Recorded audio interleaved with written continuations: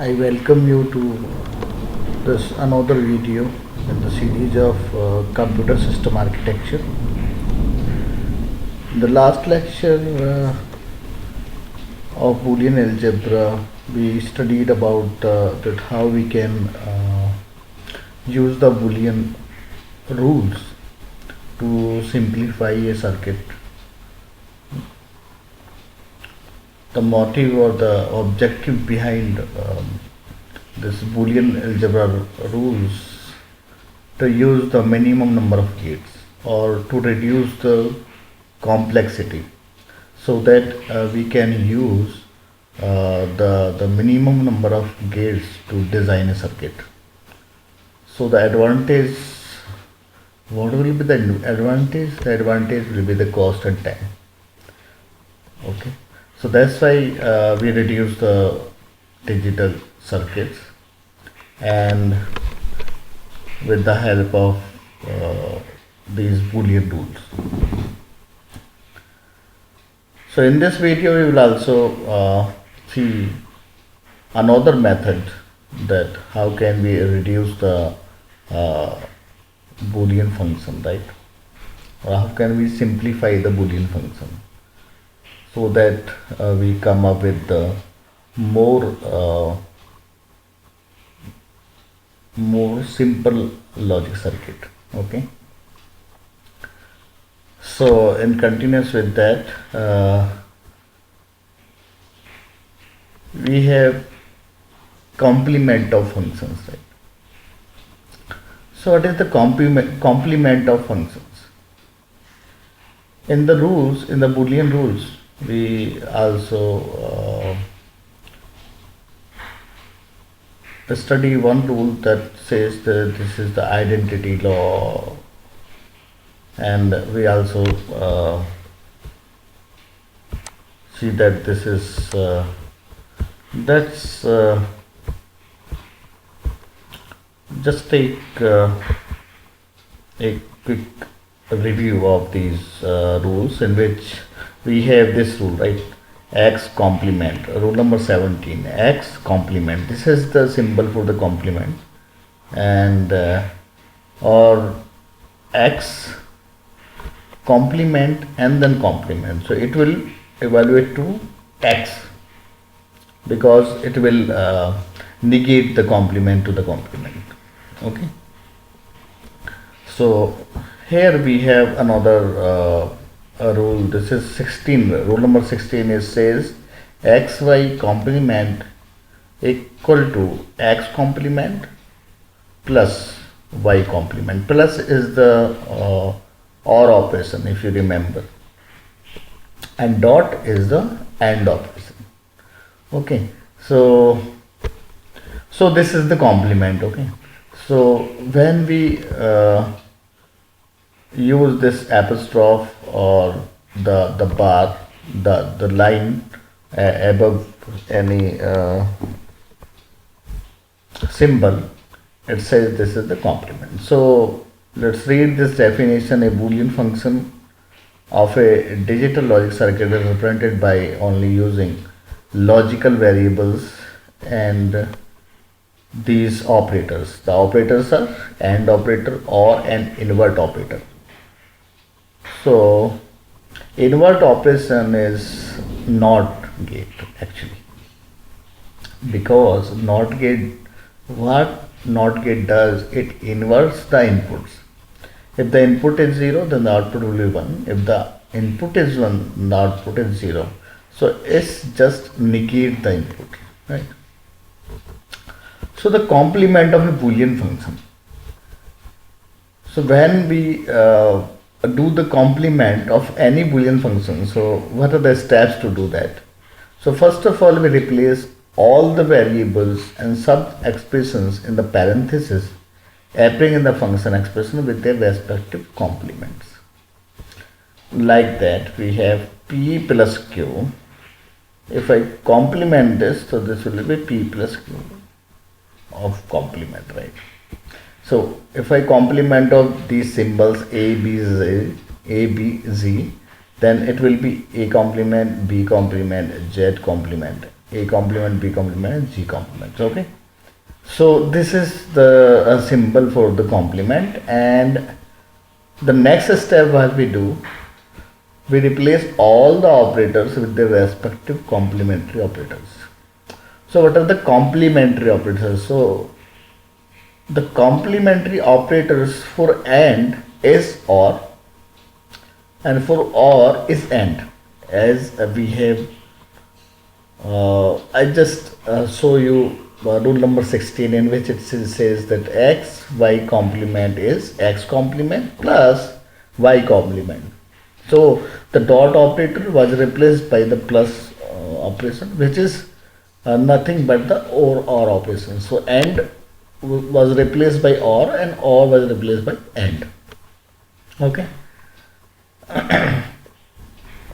Now you can also see that here we have this, I have written in this print that X plus Y, complement of X plus Y, complement is represented by either this dash or apostrophe and or this symbol. Okay, so this is this, these symbols are same. So if you write X complement, okay, in this way you can also use this symbol X and then complement. Sometimes it's read as X bar. So it's both are same, right? So you don't need to be worry about this, because in some if you read some tutorials on some websites, so it will use this symbol, and on in some notebooks it is like apostrophe, right? So here what we have done, we have complement each variables X complement and Y complement, and the plus operation, which is the OR operation, is replaced by the AND operation. And in another, X and Y complement, okay,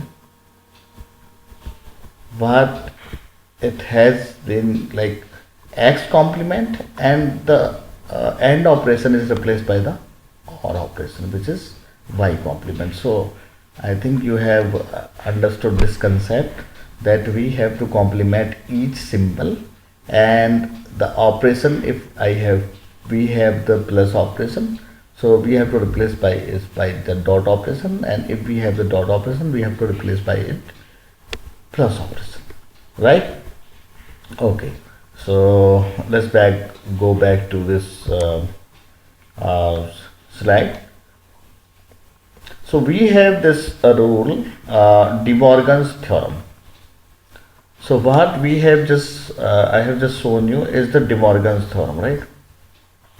So De Morgan's theorem says that if I have some symbols like that, x1 plus x2 plus, and continue till plus xn, then if I complement these symbols, so it will be replaced by like the complement will be of the each of the variables or each of the symbols. So x1 complement, x2 complement, xn complement, and the operation. So because the operation on the left hand side is the plus, so in the right hand side it will be AND operation. So x1 dot x2 dot till xn, that complement.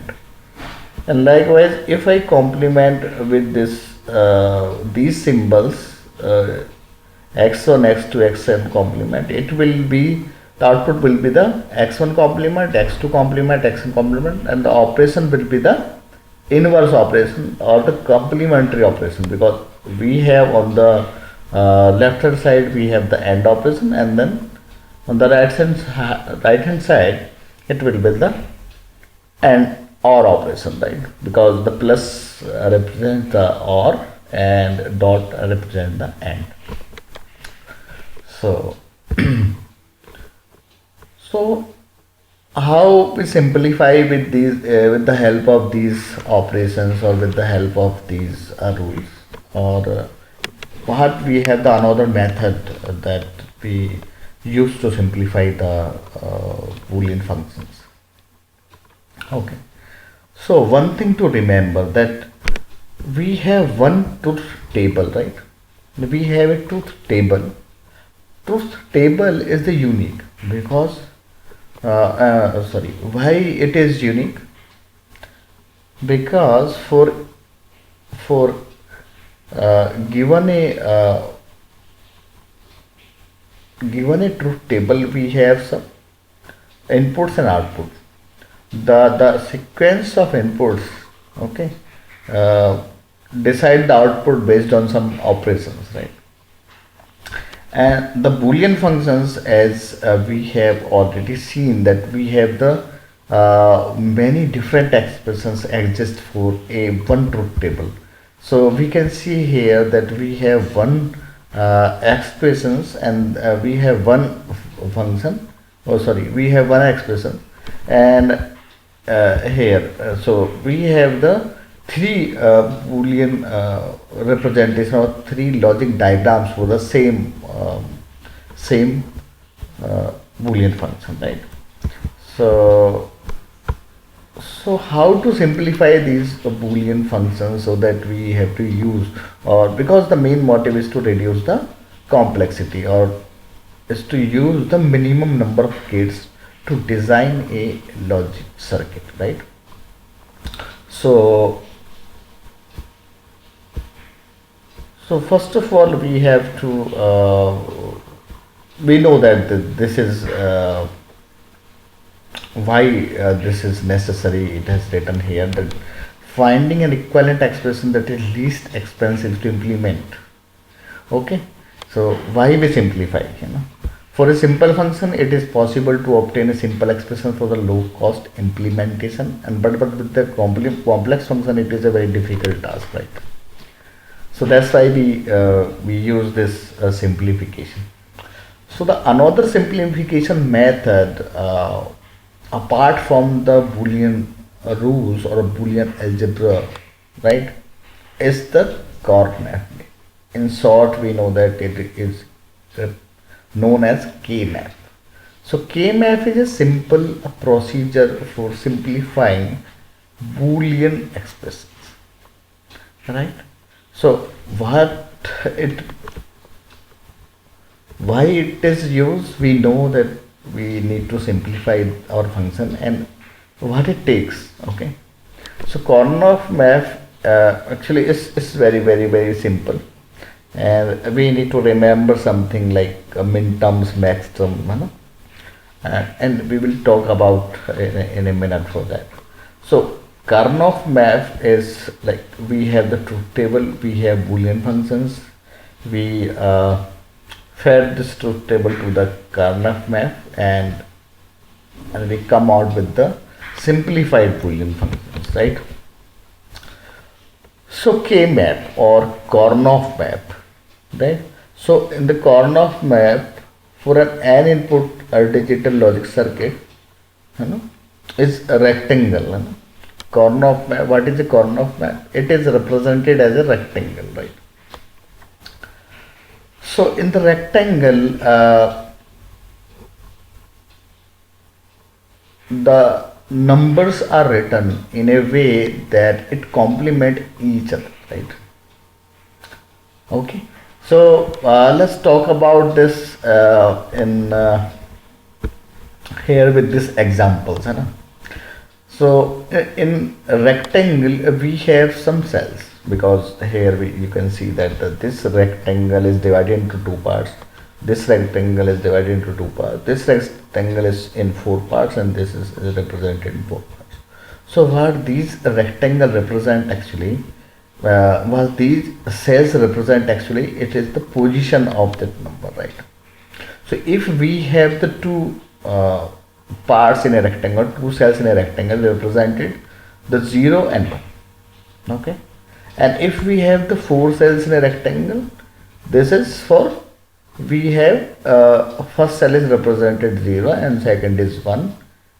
Like in the next row it is 2 and 3. Okay, so basically this one, this one is, you can see here that it is a one variable K map. Okay, it is a one variable K map. So for a one variable K map, it will have the two possibility, either 0 or 1, either 0 or 1. Or for a two variable, it will have the it will have the four possibility, because for the for a two variable we have the four possibility, four combinations of 0 or 1, 0 0, 0 1, 1 0 and 1. Okay, and for three variable, how many combinations we have?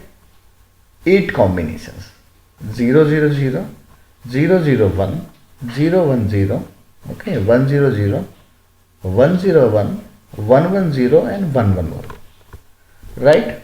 So we come out with the formula that for a n variable K map we have 8 combinations. How many combinations? Sorry, for a n variable K map we have 2 raised to the power n cells in the rectangle, right? So here we can see that these cells actually represent the minterm. And what is the minterm? Minterm is the output of this truth table. So where we have 1, we have the minterms, right? Or every combination of variables is the minterms, right? Like we have seen in Boolean functions, f is equal to abc plus abc complement. So we have the two minterm here, abc and abc complement. So likewise, the representation of in this cell, actually the numbers.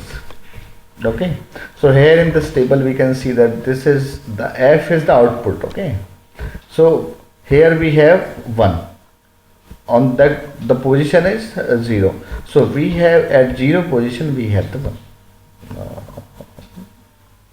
Okay, so no 0 position, 0 1 and 1 and 0, so we have 0 0 and 1 1, because so we have only 1, so that's why 1 is represented for x. So these minterms is actually represented by this symbol sigma. Okay, sigma. Here let's take another example. We have 0 0, we at 0 0 we have 0. So at 0 0 we have 0. First cell is represented by 0 and the second cell is the position 1. Second, this cell is in the lower row is 2 and 3.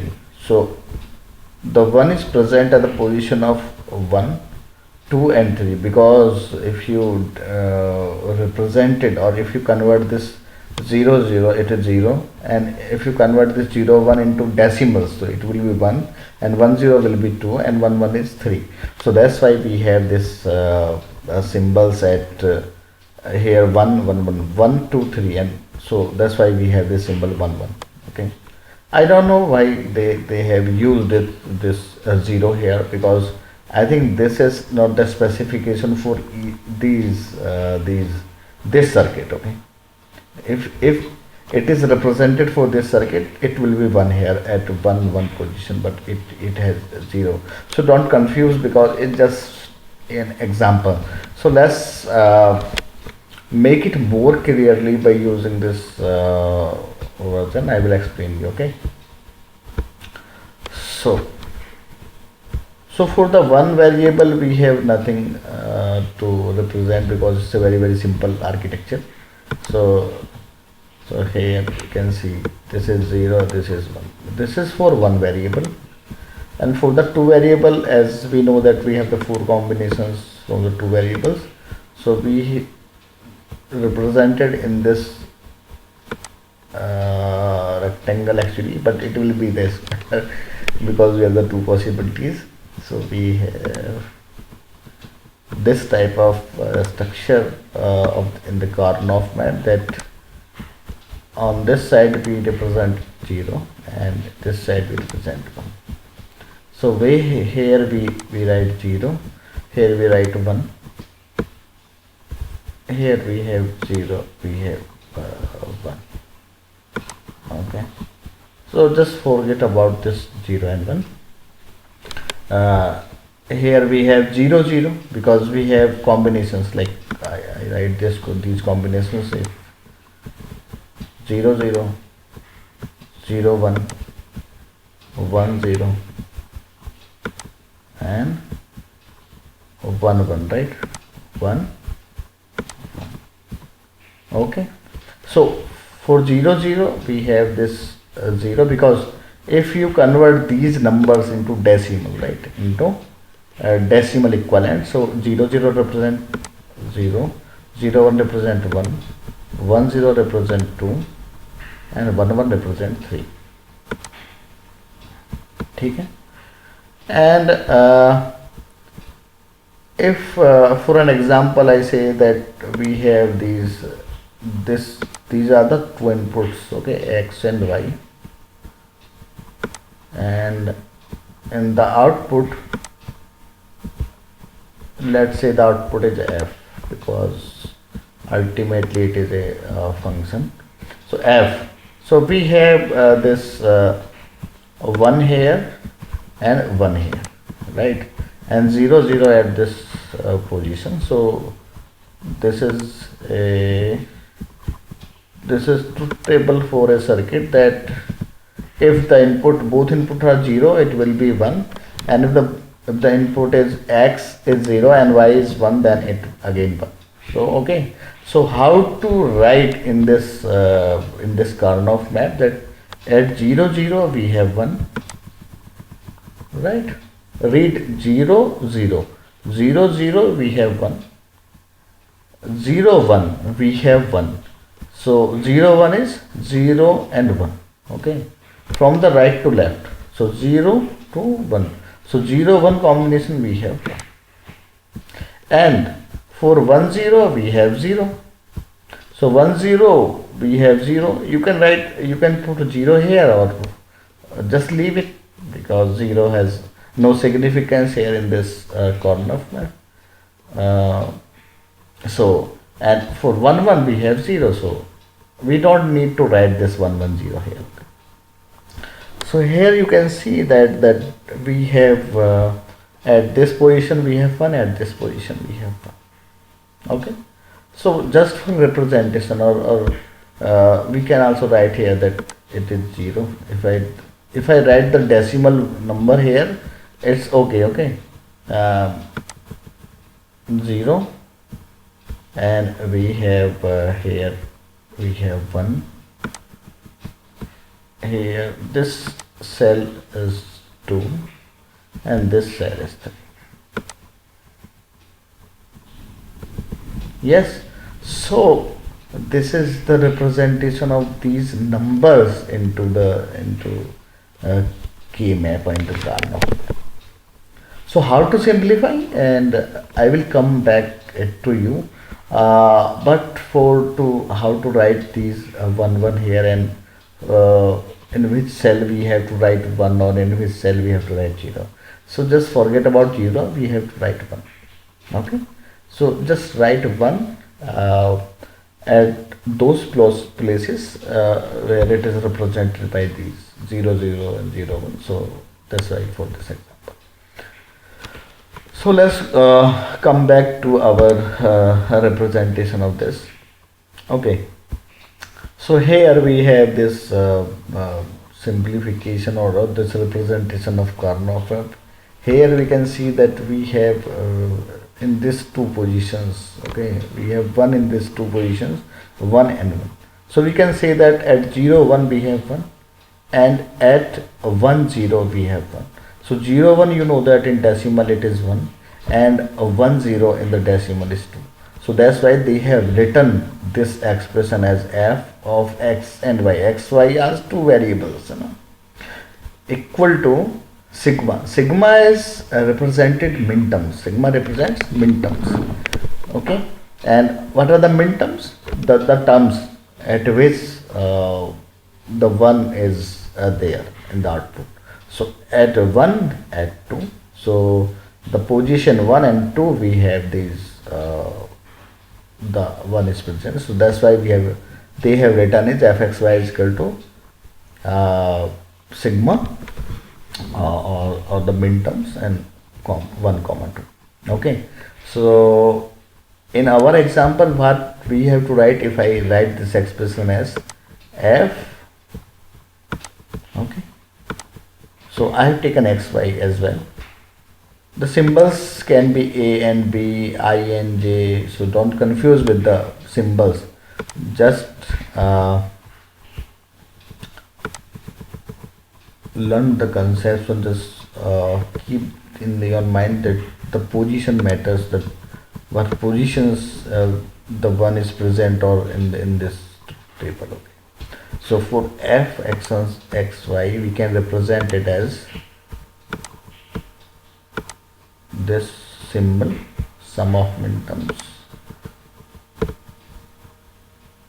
So what are the so we in our example we have at 0 position, at 1 position, so 0 comma 1, right?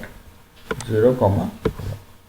So this is the representation for this expressions, right? Again so here we can see that we have 3 and 4 variable Karpov map. So if I take this example as for these 3 variables x, y, z, so how many combinations or how many cells we have? Again, remember the formula for the 2 variable we have the 4 cells, 2 raised to power n, so n is 2 here, so 2 raised to power 2 is 4. Okay, and for the 4 variables we have how many combinations, how many cells? 2 raised to power 4 is equal to 16, right? So here you can see that for this representation we have 8 cells, and for this representation we have 16 cells. And remember these positions of these numbers. So we have 0, 1 and 2 here and 3 here, 4, 5, 6, 7. So why this sequence is like that? So in the starting, if you remember that I told you that it complement each other, each cell complement each other, or in a very simple words we can say it is different by 1 bit. Okay, it is different by 1 bit. Here you can see that 0, 0, 0, and here this cell is 0, 0, 1. Okay, so the last bit is flipped to 1 and it changed to 1. Here in this cell we have 0, 1, 1. So 0, 1, 1. So again the second bit is flipped. Okay, and in the last cell we have 0, 1, 0 and 0, 1, 0. Okay, so and the last bit is converted. So that's why this 2 is here. If we put 1, 0 here, so the 2 will be there, right? 0, 1, 2, and the 2 will be 1, 0. So at 1, 0 the 2 bits will be changed. 0, 1, 0 will be changed to 1 and 1 will be changed to 0. So that's why the 1, 1 is here. So 1, 1 is represented. 1, 1 represents 3 in the decimal. So that's why this sequence is not in that order. So remember that why this order is changed, because it will be changed by 1 bit in each cell. Okay, so that's why 0, 1, 2, 3 and 4, 5, 6, 7, right? So these two symbols represent for x and these two symbols represent for y and z. So again here we have at 0 we have 0, at 1 we have 1. So that's why these are these are represented in a square box, and for 2 we have 1, okay, and for 4 1 0 0 is 4, so at 4 we have 1, so 0, so we have 1 here, we have 1 here, we have 1 here, and all other cells are 0. So so we can write this as f x y z is equal to sum of minterms is 1 2 and 4, 1 2 and 4, right? Here in this next example, this is for 4 variables. So 4 variables, we have 16 combinations, right? So this rule that I have told you, just the positions are organized in a way that they are different by each bit.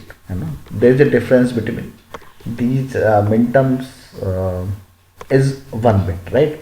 So that's why here you will see that they have taken 4 symbols UV and WX, okay? So UV and WX, right? So the combination will be 0 0 0 0 0 0 0 1 0 0 1 0 0 0 1 1, as you can see here in this table, right? Okay, these are nothing but your hexadecimals. Hexadecimal, in hexadecimal we have this 0 to 15 numbers, right? So if we convert them into binary, these combinations will come out. Okay, so how to represent these binary numbers or these combination of bits into this K map is like that. So they have represented in like 0 1 2 3 4 5 6 7, same, and then 8 9 is not in this third row but the last row again. Why? Because it will change by only 1 bit position, right? So that's why they have written this 8 9 10 11 12 13 14 15. So you need to remember this, because in exam they will ask you about the f, this type of functions they will ask, like that they have given you this combinations or this position numbers, right, only. Okay, that this is draw a or make a Karnaugh map for this expression f x y z is equal to sigma of or sum of minterms for 1 to 4. So we need to place 1 to 4, we need to place 1 1 1 at this position 1 2 and 4. And again, if they have given you like this question that simplify this this expression with the help of Karnaugh map, so what we have to do that at 1 3 6 8 9 and 11 and 14 position we have to place the 1. Okay, so they will not ask you that they have given you a diagram or of Karnaugh map and they will ask you about that, simplify this. No, it's not the case. They will ask in the exam and they will give this expressions f x y z sigma 1 to 4, or in 4 variable K map they will give you in this expression f u v w x 1 3 6 8 9 11 14. So you have to place the 1 at these positions, these minterm positions, right? Okay, so I think it's very much clear to you, and let's take some examples, right? And how to simplify this these expressions, how to simplify, because now we have done that how we can place, how to place the one in these expressions, right? So these are some rules that I am going to discuss with you in the next class, right? Okay, until then what you have to do, you have to take some exercises and you need to learn that how we will place the 1, okay, at the specific position if I have given with these these expressions, right? So you can do this in your in the first chapter actually, in computer system architecture by Boris Pano, you will find so many questions, and by the end of the chapter, and you can draw a key map till then. Okay, so so that's for today's uh, class.